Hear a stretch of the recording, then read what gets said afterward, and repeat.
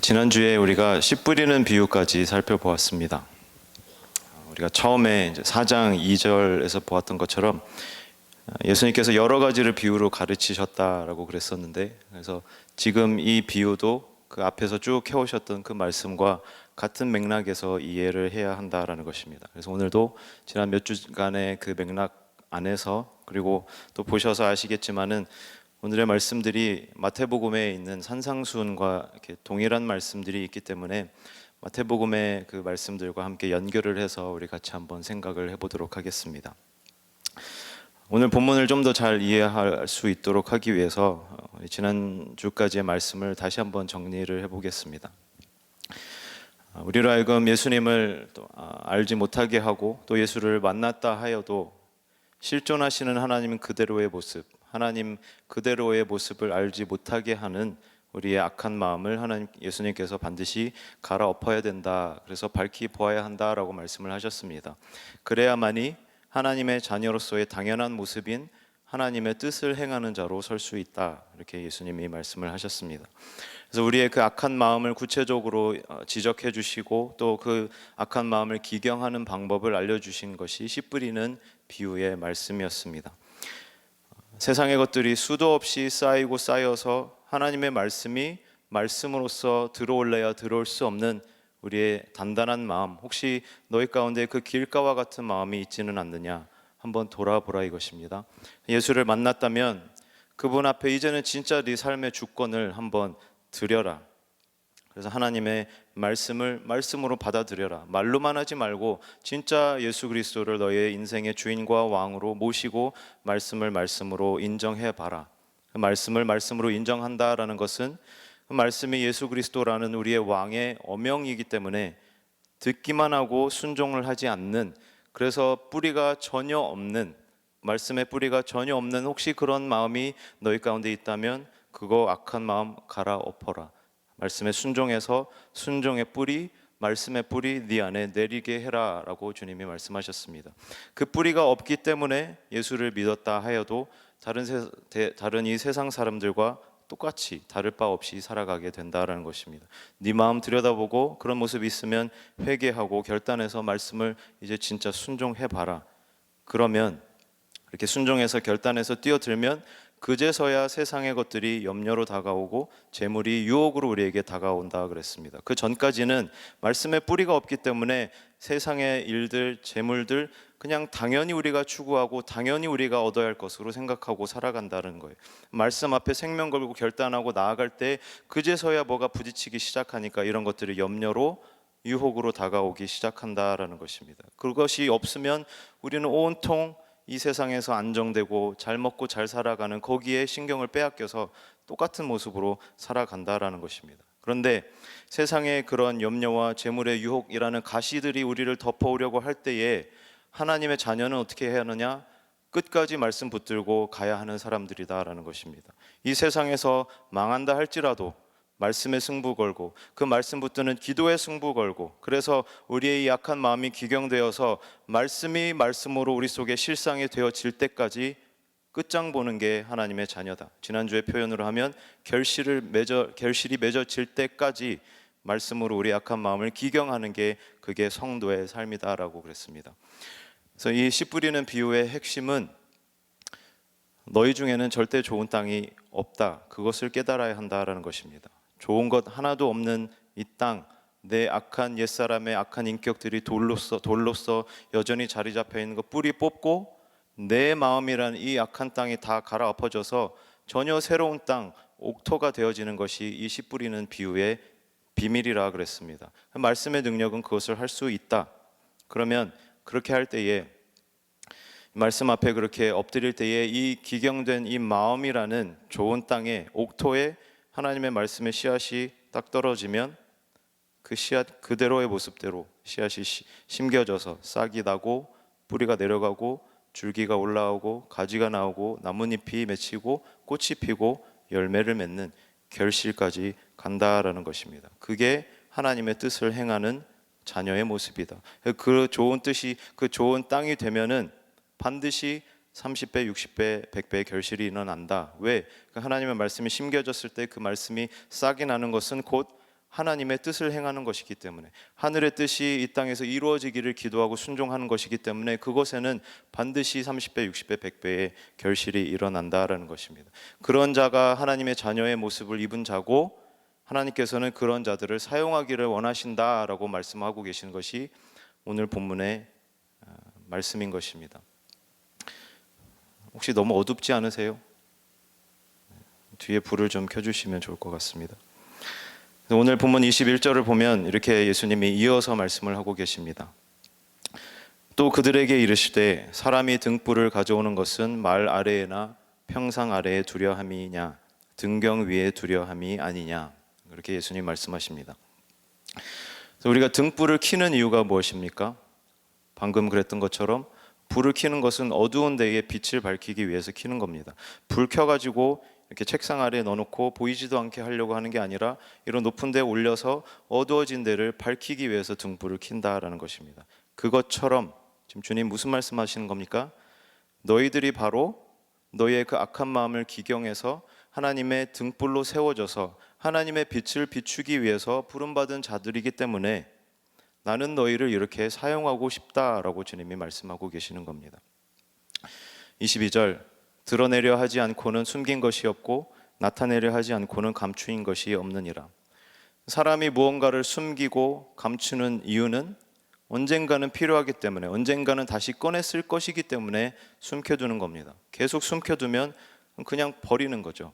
언젠가는 반드시 이것을 다시 꺼내서 쓸 것이기 때문에, 언젠가는 이것이 쓸 필요가 있는 날이 올 것이기 때문에, 그리고 이것이 나에게 소중한 것이기 때문에 이거를 숨겨두었다가 그때가 되면 다시 꺼내서 쓰는 겁니다. 그것처럼 예수님의 이 비유를 우리가 잘 이해해야 됩니다. 그것처럼 하나님께서도 반드시 당신의 자녀들을 이 땅에서 그런 등불로 사용하기 원하신다라는 겁니다. 그렇게 사용하시려고 우리를 창조하셨다라는 것입니다. 그렇게 사용하시려고 우리 한 사람 한 사람을 구원하시고 부르시고 이 땅에서 하나님 앞에 서게 하셨다. 하나님이 쓰고 싶으시다 이것입니다. 단 하나님의 뜻을 알고 행할 수 있는 기경된 세 사람의 마음을 만들어야 하나님이 쓰실 수 있다라는 것입니다. 그걸 마태복음 5장 14절에서는 이렇게 말씀하고 계십니다. 너희는 세상의 빛이라. 또 15절, 사람이 등불을 켜서 말 아래에 두지 않고 등경 위에 둬서 집안 모든 사람에게 비치느니라. 같은 말씀이죠. 그 다음에 16절이 중요합니다. 이같이 너희 빛이 사람 앞에 비치게 하여 그들로 너희 착한 행실을 보고 하늘에 계신 너희 아버지께 영광을 돌리게 하라. 예수님이 너희 빛이 비치게 하여라 그랬습니다. 너희 빛. 근데 우리에게 빛이 있습니까? 없죠. 우리에게는 빛이 없습니다. 그래서 씨 뿌리는 비유도 하나님 나라의 비밀이다 그랬습니다. 비밀이다. 깨달아야 된다. 뭘 깨달아야 됐습니까? 우리 중에는 좋은 땅이 없다. 우리 중에는 좋은 땅이 없다. 그거부터 깨달아야 한다. 그래서 좋은 땅이 되는 유일한 방법, 유일한 비밀은 무엇이다? 내가 죽고 예수가 사시게 해라 이겁니다. 그게 좋은 땅 되는 비밀이다라는 것입니다. 그와 마찬가지로 너희 빛이 비치게 하여, 이 말씀을 우리가 바라볼 때 그래 내가 조금 열심을 더 내봐서 작정 기도도 좀 하고 새벽 기도도 열심히 나가보고 말씀 공부도 하고 이 사역도 해보고 저 사역도 해보고 그래서 내 빛을 좀 더 빛나게 해보자, 이 이야기가 아니라는 것입니다. 너희 빛이 비치게 하여라는 것은 네가 죽고 네 안에 살아계시는 예수 그리스도의 빛이 비칠 수 있도록 하여라 이것입니다. 반대로 가라라는 겁니다. 반대로 말씀 앞에 죽어서 내가 없어져서 삶의 주권을 끊임없이 주님 앞에 이양해 드리는 이 말씀 앞에 순복하는 몸부림을 통해서 우리 속에 살아계시는 예수 그리스도의 빛이 비치게 해라, 이거를 깨달아야 된다라는 것입니다. 이게 비밀이다. 네가 죽어야 네 속에 예수 그리스도의 빛이 비춰진다.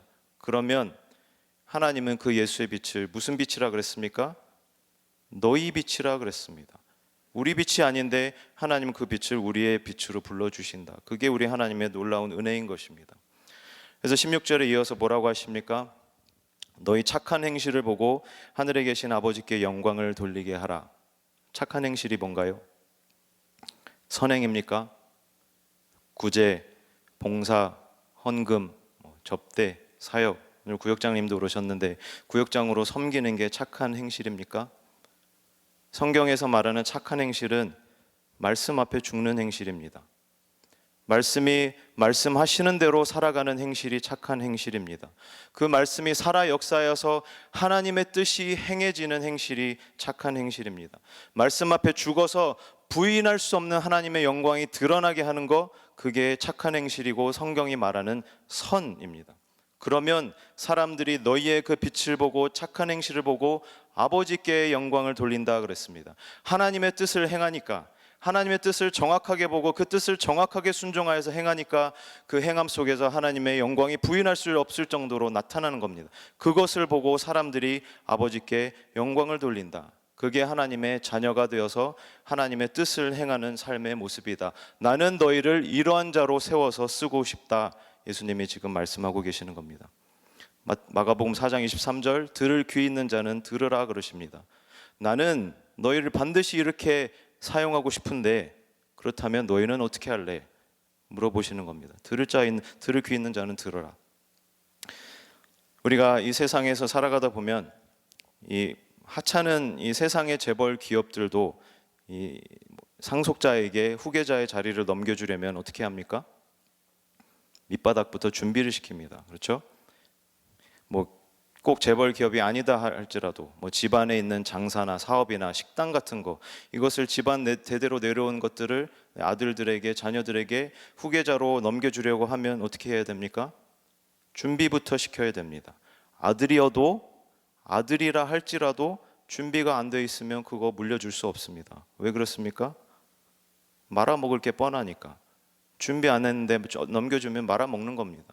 그 아들들이, 그 후계자들이 그 기업의, 그 식당의, 그 사업의 정신, 모든 것들을 알 수 있어야 하고, 그 기업의 비전, 정신, 부모가 어떤 마음으로 이것들을 시작했는지 그것을 정확하게 알고 그것을 동일하게 품고 그것을 끝까지 유지해 갈 수 있는 사람, 그 준비가 되었을 때에 그것을 물려주는 것입니다. 그것과 마찬가지로 하나님께서는 우리를 세상의 빛으로, 소금으로, 등불로 사용하기를 원하시고 또 사용하려고 창조를 하셨는데, 그렇다면 이 비밀, 아버지의 뜻을 깨닫고 행할 자 너희 중에 누구냐?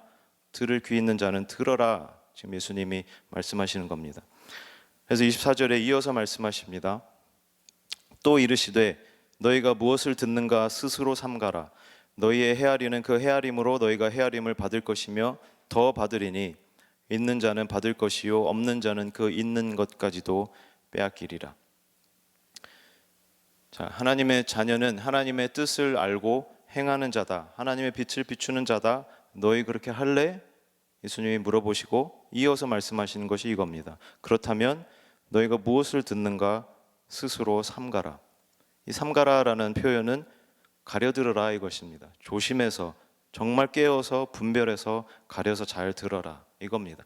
너희가 무엇을 듣는지 가려라. 이거 무슨 얘기하는 겁니까 지금? 결국에는 너희가 무엇을 지식으로 붙들고 삼고 살아가는지를 조심해서 깨어서 분별하라 이겁니다. 지난주에 잠깐 말씀드렸듯이 우리 사람의 모습은, 우리 인간의 모습은 우리가 가진 지식 위에 만들어집니다. 우리가 어떠한 지식을 가지고 있는지 그 지식 위에 우리의 마음이 만들어지고 우리의 생각이 형성되고 그 마음 위에서 우리의 이성과 우리의 지각과 감성이 만들어지고 그 위에서 우리의 양심이 만들어지고 그 위에서 우리의 믿음의 모습이 자라납니다. 이 양심이라는 것은 선과 악을 판단하는 마음의 장치입니다. 이거는 제 말이 아니고 국어사전의 정의입니다. 못 믿으시겠으면 찾아보시면 나옵니다. 양심의 정의는 선과 악을 판단하는 마음의 장치입니다. 그런데 이 양심이 그럼 어디에서 오느냐? 이 양심이 어디에서 만들어집니까? 우리가 가지고 있는 지식 위에서 만들어지는 겁니다. 그래서 이 지식으로 무엇을 붙들고 있느냐에 따라서 양심이 달라진다 이것입니다. 예를 들겠습니다. 우리 교회에서 몇 주 전에 터키로 단기 선교 여행을 갔다 왔습니다. 이 터키라는 나라는 공식적으로는 종교의 자유가 있는 국가이지만 막상 갔다 오신 분들의 간증을 들어보면, 막상 가보면 마치 우리나라 길거리에 나가면 십자가가 수두룩하게 있는 것처럼 그 정도까지는 아니어도 사방에 깔려 있는 게 이슬람 사원 모스크라는 것입니다. 그래서 새벽 5시만 되면 그 모스크 위에 있는 그 확성기에서 기도해라 기도해라 이마음들이 막 소리친다라는 것입니다. 그래서 이 터키라는 국가와 이 터키라는 국가의 국민들의 대부분은 뭐 위에 형성되어 있는 것입니까? 이슬람의 지식인 꾸란의 말씀 위에 그들의 모든 것들이 형성되어 있는 것입니다. 어떤 분들은 문화다 이렇게 말씀하실 수도 있습니다. 그런데 문화도 결국엔 지식 위에서 만들어지는 겁니다. 예를 들어서 우리나라 과거 역사를 보면 시대마다 국교가 달랐습니다. 어떤 시대는 불교가 국교였습니다. 그러면 그 불경의 지식 위에 모든 것이 만들어졌습니다. 문화도 불교의 문화가 왕성했고 승려들이 힘을 장악했고 불교가 그 나라를 지배했습니다. 그런데 정권이 바뀌고 유교가 국교가 되면 어떻게 됩니까? 싹 다 바뀌어가지고 유교의 경전의 지식 위에서 문화가 만들어지고 그 나라의 모든 것들이 결정됩니다. 그것처럼 이 터키라는 나라는 결국에는 그 이슬람의 경전의 지식인 꾸란이 그들을 형성하고 지배를 하고 있는 것입니다. 그럼 생각해 보세요. 그러면 당연히 이 꾸란의 지식과 일치하는 것에 대해서는 어떤 마음이 들겠습니까? 좋은 마음이 드는 겁니다. 익숙하고 편하고 저건 맞는 것 같다. 그래서 좋아하게 됩니다. 그런데 반대로 꾸란과 불일치하면 어떻게 됩니까? 저거는 아닌 것 같아. 저거는 아니야. 불편한 마음이 드는 겁니다. 어떤 분이 말씀하시기를 무슬림들이 십자가를 그렇게 경멸한다라는 것입니다. 왜 그래요? 그 십자가는 우리와 맞지 않아라는 것이 그들의 마음 가운데 형성이 되어 있기 때문에. 그럼 맞지 않으면 그럼 어디서 나오는 거예요? 그들이 갖고 있는 꾸란의 지식에서 나오는 겁니다. 그럼 한 발 더 나가 봅시다. 양심. 이들의 그러면 양심의 기준은 뭐가 기준이 되어 있겠습니까? 동일하게 꾸란의 지식이 이들의 양심의 기준입니다. 그래서 그 꾸란의 지식에 일치하면 그건 선이 되는 겁니다. 꾸란의 지식에 불일치하면 그거는 악이 되는 겁니다.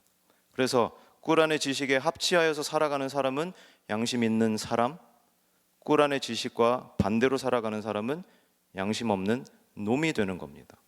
이해가 가시죠? 그래서 극소수에 불과하지만 이 꾸란의 지식 위에 만들어진 이 굳건한 양심을 가진 사람들은 어떻게 합니까? 알라를 위해서 믿음으로 목숨을 내놓는 것입니다.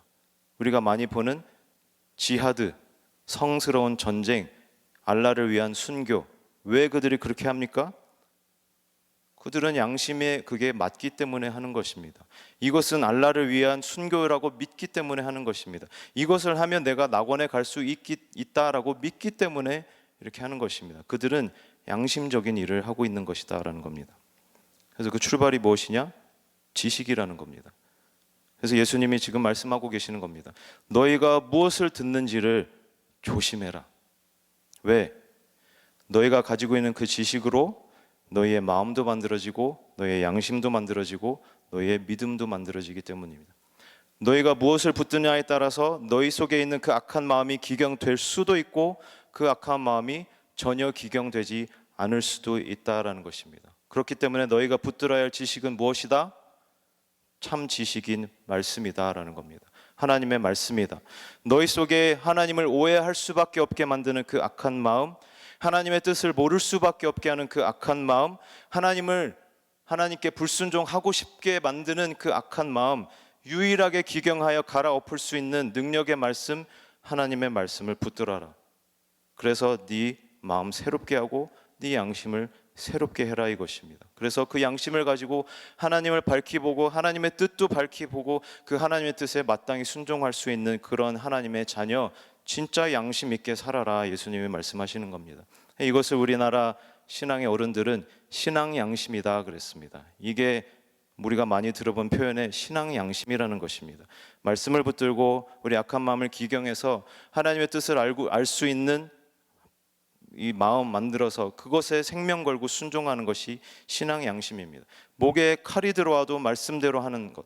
그래서 우리나라의 순교자들이 그렇게 많이 나올 수 있던 것입니다. 이 신앙 양심을 지키고 살았기 때문에.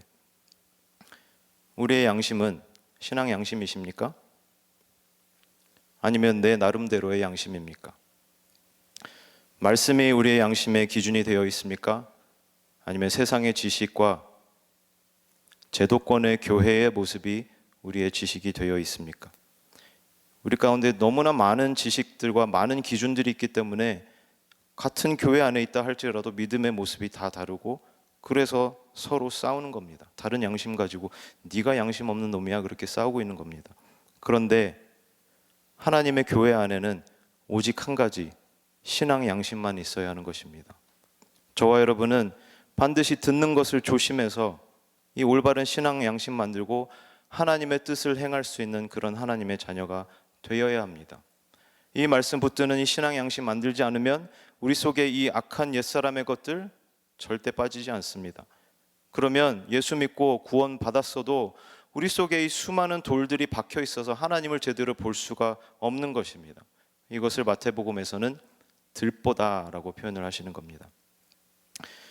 마태복음 7장 1절부터 보면 비판받지 않으려 하거든 비판하지 말라. 너희가 비판하는 그 비판으로 너희가 비판을 받을 것이요 너희가 헤아리는 그 헤아림으로 너희가 헤아림을 받을 것이니라. 오늘 본문과 동일한 말씀입니다. 이 말씀은 지금 예수님께서 교회 다니는 사람은, 예수 믿은 사람들은 그냥 착한 사람 컴플렉스라고 하죠. 아무것도 비판하지 말고 아무 소리도 내서는 안 된다, 이 말씀하는 게 아닙니다. 성도와 교회는 당연히 진리를 가지고 비판해야 할 것을 비판해야 됩니다. 그런데 중요한 것은 너희가 먼저 제대로 볼 수 있는 사람 되어서 비판해야 될 것을 비판하라, 이것입니다. 너희가 하나님의 뜻을 알 수 있는 사람 되어서 하나님의 뜻을 행하는 그런 비판을 해라. 아니면 이 신앙 결단 위에라도 서서 그 다음에 비판을 해라, 이것입니다. 왜 그렇습니까? 내 안에 돌들이 아직 잔뜩 박혀 있는데 올바로 볼 수가 없는 겁니다. 올바로 볼 수가 없는데 어떻게 올바른 비판을 할 수가 있겠습니까? 당연한 거 아닙니까? 이 세상을 바라보고 다른 사람들을 바라보고 내 형제 자매들을 바라보는 내 마음 자체가 삐뚤어져 있는데 내 안에서 어떻게 올바른 비판이 나오겠습니까? 그 비뚤어진 마음으로 비판하면 네가 비판받는다, 이겁니다. 상대방에게도 되로받고, 중요한 거는 오늘 마가복음 4장의 말씀을 보면 그 헤아림으로 네가 헤아림을 받고 더 받으리니 그랬습니다. 더 받으리니, 네가 행한 그 잘못된 비판으로 상대에게도 비판을 받지만 하나님께도 비판받는다, 이것입니다. 하나님께도 판단받는다. 3절에 어찌하여 형제의 눈 속에 있는 티는 보고 네 눈 속에 들보는 깨닫지 못하느냐. 들보가 뭔가요? 들보는 집 지을 때에 천장의 하중을 지탱하는 거대한 가로목입니다. 가로목. 이런 지붕을 가로지르는 가로목, 플랭크라고 합니다. 근데 그게 네 눈 속에 있다 그랬습니다. 예수님이. 무슨 말입니까? 너 지금 못 본다, 이것입니다. 너 지금 제대로 못 보는 상태다. 그거 네 눈에 박혀 있는 것도 모른다. 그거 깨닫지 못하느냐? 지금 예수님 말씀하시는 겁니다. 그래서 비밀이라는 겁니다. 그래서 비밀이다. 너는 좋은 땅도 아니고 너는 빚도 없어. 그것부터 깨달아야 돼. 네 눈 속에 들보가 박혀 있어. 그거부터 깨달아서 그거부터 빼야 된다, 이겁니다. 그거 안 빼고 어떻게 형제한테 가가지고 야, 너 눈 속에 티 있어. 일로 와봐. 내가 빼줄게. 야, 신앙생활은 이렇게 하는 거야. 너 왜 이렇게 믿음이 없어? 예배는 이렇게 드리는 거야. 그렇게 어떻게 하겠느냐라는 겁니다. 내가 안 보이는데 어떻게 올바른 비판을 하느냐, 이것입니다. 5절 중요한 구절입니다. 외식하는 자여 그랬습니다. 외식하는 자여. 누구 보고 외식이라고 하십니까? 이 산상수훈은 제자들에게 하시는 말씀입니다. 불신자 아닙니다. 누가 외식자입니까? 예수 믿고 구원 받았는데 들보 안 뺀 사람, 처절하게 삶의 주권 드리려고 날마다 몸부림치지 않는 사람, 예수 믿는다면서 교회 생활 수십 년씩 해온 소위 가닥으로 하나님 좀 알고 내가 교회 좀 안다라고 착각하는 사람, 그래서 교회 운영은 이렇게 하는 거야, 너는 그렇게 하면 안 돼, 예배는 이렇게 드리는 거야, 남 가르치는 사람, 그 사람이 외식하는 자다라는 것입니다. 근데 중요한 것은 지난주에도 말씀드렸지만 예수님은 지금 우리를 정죄하시려고 이 말씀을 하시는 것이 아닙니다. 외식하는 자여 네 눈 속에서 들보를 빼어라 그랬습니다. 꼭 빼라. 예수님은 우리가 빼기를 원하신다라는 것입니다. 마가복음에서는 네 마음을 꼭 기경해라. 꼭 기경해야 되니까 내가 방법 다 알려줄게. 그게 씨 뿌리는 비유의 말씀이야. 너는 이러한 엄청난 존재들로 부름 받았어. 꼭 기경해서 이렇게 살자. 마태복음에서는 꼭 네 들보 빼자. 왜 빼라고 하십니까? 너희는 그 들보 낀 채로 살으라고 부름받은 사람들이 아니기 때문입니다. 7장 5절 끝에 이 말씀 때문에 중요하다고 말씀드린 겁니다. 들보를 빼고 그 후에야 밝히 보고 형제의 눈 속에 티를 빼리라. 여러분과 저는 밝히 보라고 구원받은 사람들이라는 것입니다. 우리들은 형제의 티를 빼주라고 구원받은 사람들이다라는 것입니다. 내 형제를 괴롭히고 있는 그 티 네가 빼줘야 돼. 네 형제가 빠져있는 그 괴로움과 슬픔 네가 위로해줘야 돼.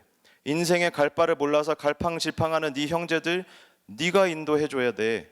예수를 못 만났고 예수를 만났어도 신앙의 정도 안 갈아가서 예수님을 올바르게 알아가지 못하는 네 형제들 네가 인도해줘야 돼. 그거 네가 해야 되는 거야. 네가 그들을 인도해줘야 되는 거야. 그래서 밝히 볼 수 있는 사람 되기를 위해서 빼라 이것입니다. 왜 뺍니까? 우리들은, 저와 여러분은 하나님의 빛을 비춰야 할 등불이기 때문에, 나는 너희를 영원히 숨겨둘 생각이 없기 때문에 그래서 빼라 이겁니다. 나는 너희를 영원히 숨겨둘 생각이 없어. 너희를 들어서 너희를 꼭 사용하고 싶어. 그러니까 들보 빼라 이것입니다. 또 그 하나님의 뜻을 행하는 자녀들에게 있어서는 하나님의 능력이 나타나고 그 능력 앞에서는 그 어떠한 문제라도 작은 티에 불과하기 때문이다라는 것입니다. 저와 여러분이 이러한 자들로 부름받으셨음을 믿으십니까? 그럼 우리는 어떻게 해야 됩니까? 우리 눈에 들보부터 빼야 됩니다. 하나님 바로 알지 못하게 가로막고 있는 우리 속에 들보, 우리 마음속에 콱 박혀있는 우리의 악한 옛사람의 돌들, 그거부터 제거해야 됩니다. 그게 신앙의 정도입니다. 정도, 그게 신앙의 우선순위고 우리 신앙의 급선무입니다. 그 정도 어떻게 걸어갑니까? 매일매일 주님을 나의 인생의 주인과 왕으로 철저하게 모시고 살아가는 겁니다. 두 번째, 우리의 혼과 영을 찔러 쪼개서 우리의 마음을 새롭게 하는 그 말씀 앞에 절대 순복, 절대 순종하는 겁니다. 그래서 그 말씀의 뿌리가 내려서 내 마음을 확 갈아엎게 하는 것입니다. 그래서 하나님의 뜻을 밝히 볼 수 있는 눈 만들고, 옥토가 되어진 마음의 눈 만들고, 들보가 빠진 마음의 눈 만들고, 마음의 할례를 받은 눈 만들고, 신앙 양심 만들어서 그 신앙 양심 가지고 하나님의 뜻을 행하면서 사는 것입니다. 이게 구원받은 자들의 급선무인 것입니다. 그 이유를 오늘 본문 마지막 구절을 통해서 살펴보고 기도하겠습니다. 마가복음 4장 25절 다시 보여주시면, 있는 자는 받을 것이요 없는 자는 그 있는 것까지도 빼앗기리라. 이게 무슨 말입니까? 있는 자는 받는다. 뭐가 있는 겁니까? 그리고 있는 자가 누구입니까? 들보 뺀 마음, 옥토로 갈아진 마음, 신앙 양심을 만든 그 사람이 있는 자입니다. 그런 자는 더 받는다. 이 신앙의 정도를 목표로 삼고 하루하루 말씀 앞에 죽으면서 나아가니까 당연히 더 받는 겁니다. 하나님의 뜻이 점점 보이기 시작하고 하나님의 뜻을 행하니까 그 뜻을 행하는 행함 위에 임하는 하나님의 능력이 점점 더 많아지는 것입니다. 들보 빠진 눈으로 하나님을 더 밝히 알아가는 겁니다. 그래서 그 하나님과 이 땅에서 동행하면서 진정한 은혜를 누리는 겁니다. 더 받는 것입니다. 근데 반대로 없는 자는 있는 것까지도 빼앗긴다 그랬습니다. 뭐가 없는 겁니까? 하나님의 뜻을 보고 알 수 없는 그 마음을 가진 사람, 들보 빠진 마음이 없는 사람, 신앙 양심이 만들어지지 않은 사람, 예수 믿었어도 말씀을 지식으로 붙들지 않고 그 전까지 붙들고 있던 그 지식 그대로 가지고 가던 사람, 그 사람이 없는 자고 그 사람들은 빼앗긴다 그랬습니다. 빼앗기는 의미가 무엇일까요? 우리가 신앙을 경주라고 많이 표현합니다. 경주에 있어서 가장 중요한 게 뭡니까? 첫 번째는 출발선입니다. 출발선에 서야 됩니다. 이 출발점은 그 누구도 토달 수도 없고 부인할 수도 없는 예수 그리스도의 칭의의 구원의 은혜인 것입니다. 아멘이시죠? 이 선에 서는 게 시작입니다. 그럼 그 다음에 두 번째는 뭡니까? 뭐가 제일 중요합니까? 스피드인가요? 지구력? 아니요, 방향입니다. 방향. 어느 방향으로 나아갈 것이냐, 목표점을 알고 그것을 향해서 갈 것이냐, 아니면 다른 방향으로 갈 것이냐. 예수님 말씀하시는 것처럼 악한 마음 기경에서 하나님의 뜻을 행하는 하나님의 등불로 서가는 이 방향을 알고 가는 신앙의 정도를 걸어가는 그 길을 갈 것이냐, 아니면 이 목표가 있다는 것도 모르고 이 목표에 대해서 관심도 조차 갖지 않고 이 비밀을 깨달으려고 하지도 않고 그저 소위 열심으로 속력내어서 아무데나 가느냐, 그저 익숙하게 배워온 제도권의 교회의 모습 가지고 열심히 신앙생활할 것이냐, 그저 열심히 종교생활할 것이냐, 이거 굉장히 중요한 것입니다. 왜 그런지 아세요? 방향이 틀어지면 열심을 내면 낼수록 멀어집니다. 열심을 내면 낼수록 더 빨리 멀어집니다. 말씀 앞에 죽는 것 없이 열심을 내면 낼수록 내 옛사람이 더 살아나서 나는 망해가는 겁니다. 열심을 내면 낼수록 내 힘을 다 써버리고 번아웃하는 겁니다. 저는 번아웃은 성경적인 표현이 아니라고 생각합니다. 하나님의 뜻을 행하는데 번아웃이 되었다, 내 안에 있는 모든 것이 소진되었다, 이게 지금 말이 되는 겁니까? 하나님의 뜻을 행하지 않고 있다라는 것을 스스로 반증하는 겁니다. 번아웃은 우리가 쓰면 안 되는 표현입니다. 방향 틀어진 채로 열심을 내고 사역을 하면 할수록 하나님의 뜻에서 멀어진다라는 것입니다. 열심 내지 말자, 사역하지 말자, 인생 무상 어차피 죽어서 천국 갈 건데 뭐하러 이렇게 살아, 이 얘기하는 거 아닙니다. 그게 맞다면 저도 이렇게 할 필요 없습니다. 이 땅에 수많은 주의 종들이 그렇게 열심 내서 사역할 필요가 없습니다. 당연히 열심 내야 됩니다. 당연히 사역해야 됩니다. 목숨 걸고 해야 됩니다. 신앙생활은 절대로 설렁설렁 하는 거 아닙니다. 그런데 올바른 방향을 잡고 해야 된다라는 것입니다. 우선순위 가지고 이 신앙의 정도를 알고 이 신앙의 정도를 가는 열심을 내어야 한다. 그거 없으면 너 멀어진다 이겁니다. 그 열심 안 내면 너 멀어진다. 그게 없는 자는 있는 것까지도 빼앗긴다라는 말씀의 의미인 것입니다. 너희들 신앙의 정도를 향해서 열심히 가야 된다. 그래서 있는 자 되어서 반드시 더 많이 받아라. 이게 예수님의 말씀인 것입니다. 그래서 오늘 이 밤에 우리가 특별히 구역장 헌신 예배로 모였는데 우리의 신앙의 모습을 한번 정직하게 돌아보면 좋겠습니다. 구역장이고 아니고를 떠나서 하나님 앞에 서 있는 주님의 자녀로서 우리 모두가, 저에게도 동일하게 적용되는 말씀입니다. 저와 여러분은 하나님의 빛을 비출 수 있는 그런 자로 서가고 있습니까? 그 빛을 비추기 위해서 참된 지식인 말씀 앞에 생명 걸고 순종하면서 이 들보부터 빼가고 있습니까? 그리고 그 신앙의 정도 위에 서서 열심을 내고 있습니까? 아니면 그냥 내 열심 내고 있습니까? 이 밤에 우리의 주인 되시고 왕 되시는 주님 앞에 우리가 좀 정직하게 나아가면 좋겠습니다. 그래서 하나님, 우리의 마음을 좀 새롭게 해주십시오. 우리 안에 이 들보 뺄 수 있도록 도와주십시오. 우리 약한 마음 갈아엎을 수 있도록 도와주십시오. 우리가 이 밤에 좀 간구하고 또 주님 앞에 그렇게 기도하면서 나아갔으면 좋겠습니다. 같이 기도하시겠습니다.